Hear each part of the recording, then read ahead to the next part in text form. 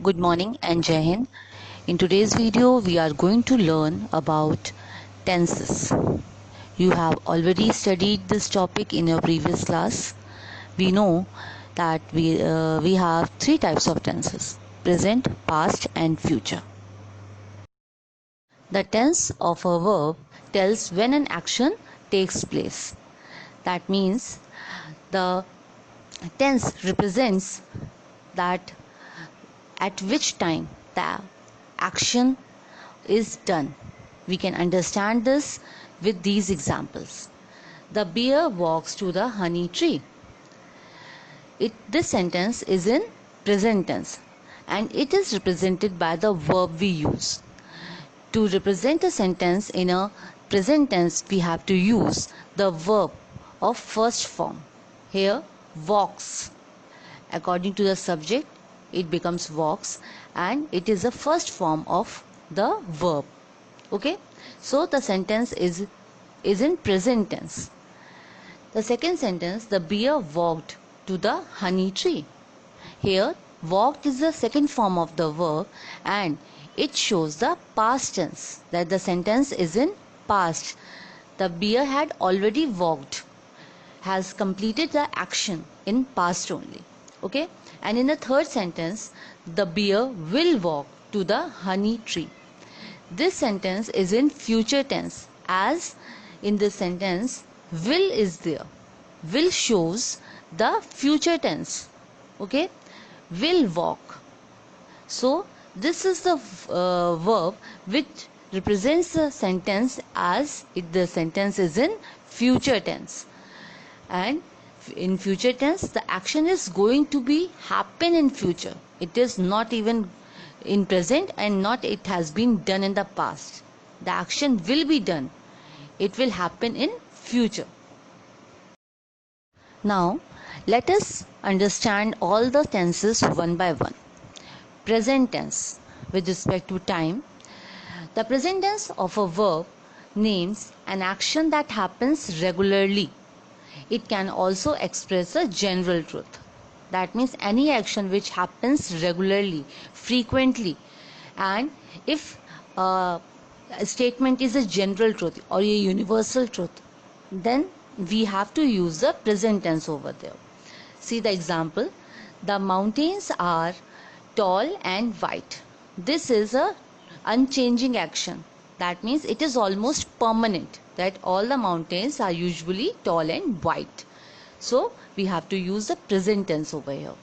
In the next example, every year the school council elects new members. In this statement, the election is going to happen regularly, frequently, at a regular interval of time. This is we call recurring action.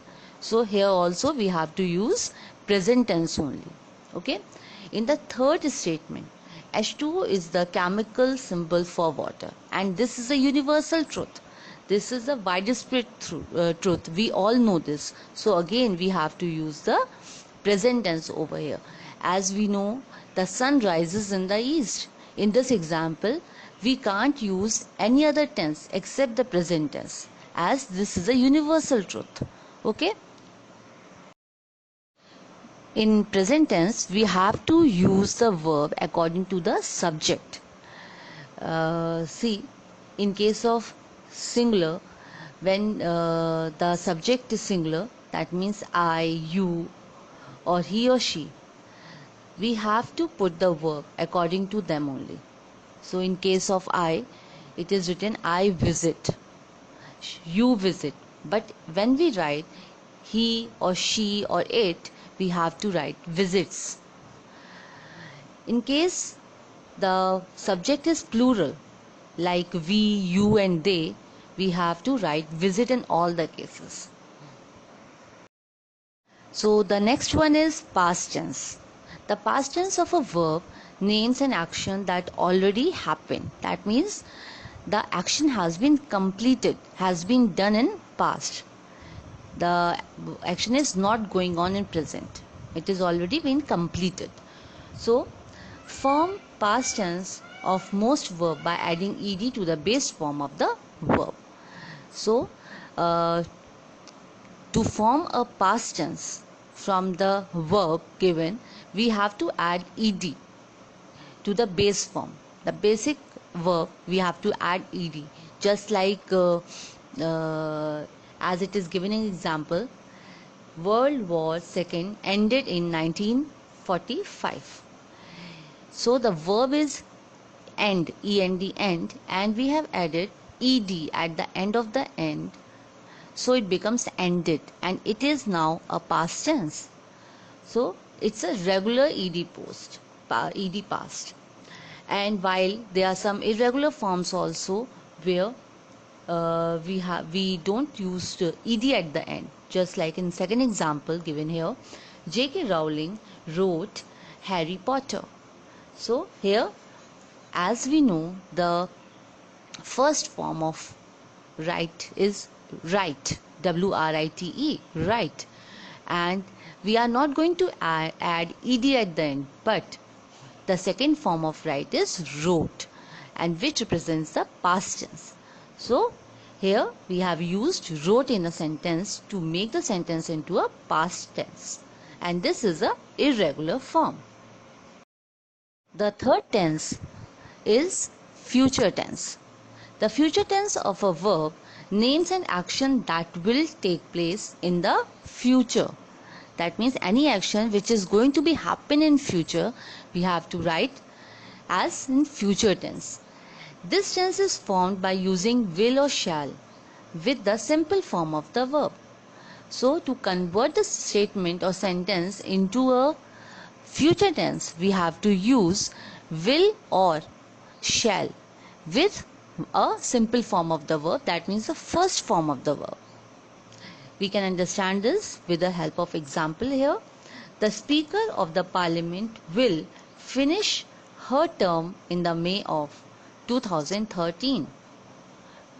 Will finish. Finish is the first form of the verb finish, and will is placed before the verb to make the complete sentence in future tense. The future tense can also be expressed by using am, is or are with going to.